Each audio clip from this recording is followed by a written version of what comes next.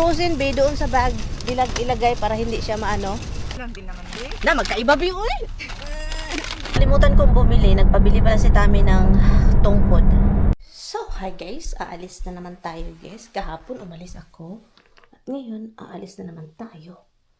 Magbili lang ako ng mga request ni Mister. At kailangan ko din siyang bilhin ng makain niya. Kasi I'm going to feed him a fish. There's a wild caught na tuna sa Veggies and at sa Walmart. Sa ShopRite. So, I'm going to Home Depot first to pick up what he want. And then Walgreens later, and then Veggies, and then ShopRite. And so yun, let's go kasi that I can cook something for him later for dinner kasi and my friend Brenda is not responding, so punta tayo sa Veggies and open the garage. I have the car key.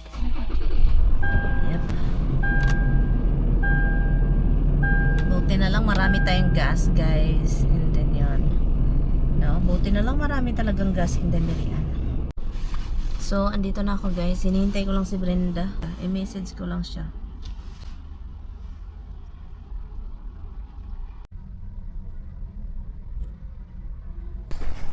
Nagwi-wind. Guys, malamig pag magwi-wind.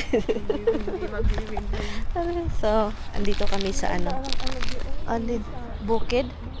So, ito lang yung binili namin. Sana enough na ito for Tami. Na, ito, mainit. Merong appointment sa Thursday si Tami. Orthopedic? Ano sana? Orthopedic?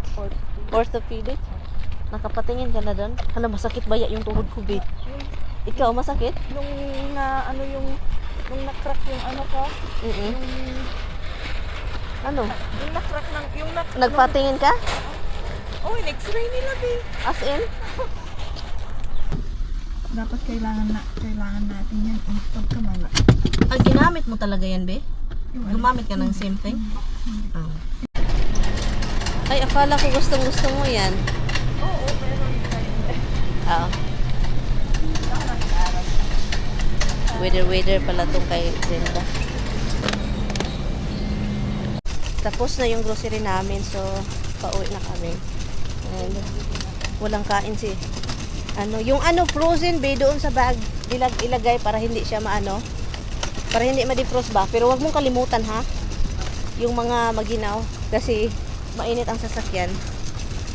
Mga nagpapasok nagbabakit.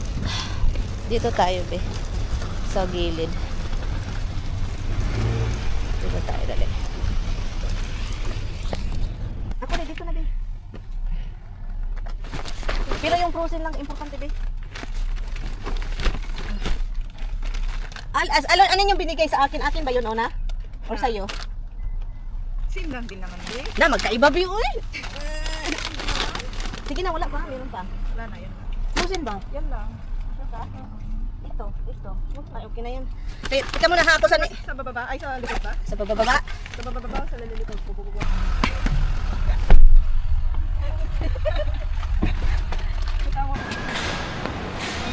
Sige, be. Sige. So, dito tayo. So, andito kami sa Veggies.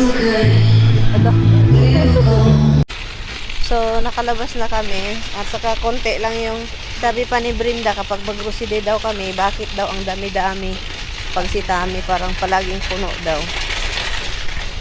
So, ngayon, naka-jacket pa kami para kami mga pawis na ako konti. Laging giniginaw na. Ikaw, pawis ikaw? Hindi. Okay lang yan. So, maghubad na ako guys kasi sobrang init na. Init. Ang init.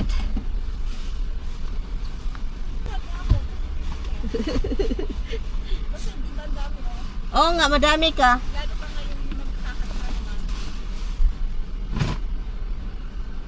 Wala kang naobserbahan sa akin?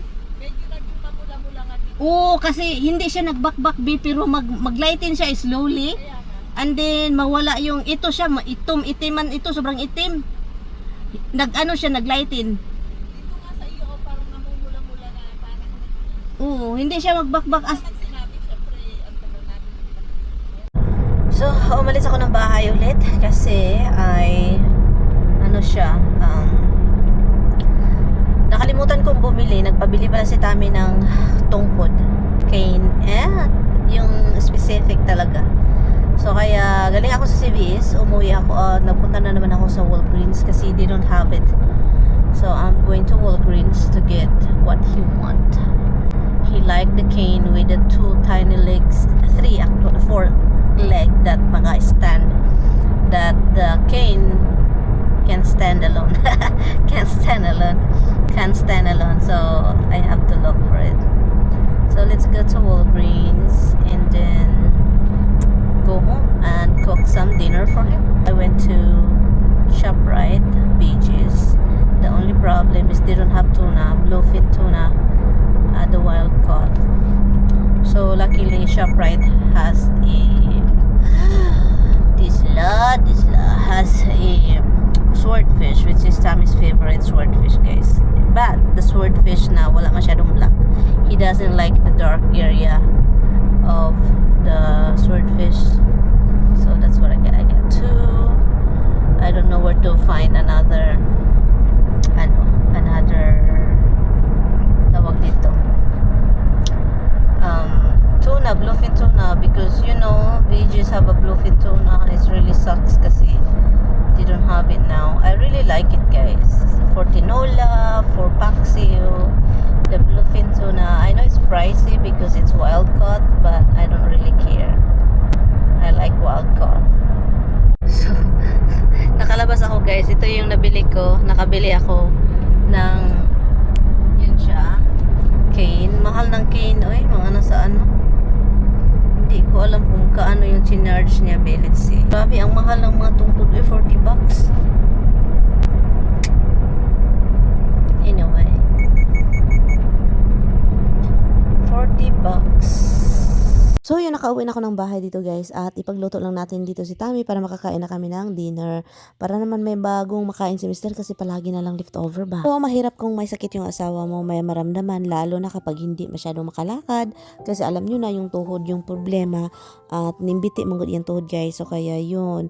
At ngayon na-realize ko ba, mahirap pala talaga kapag yung asawa mo is hindi makalakad or nag-give up na yung tuhod, ganyan po, guys. As in, makikita ko talaga na nahihirapan siya at hindi siya sanay na nakaupo lang siya at kapag umihi siya, guys, magmamadali at maawa talaga ako. And noon parang wala siya sa akin ba yung mga tao na may mga actually yung masakit yung tuhod, ganun. Pero yung nakita ko yung asawa ko, guys, iba pala talaga.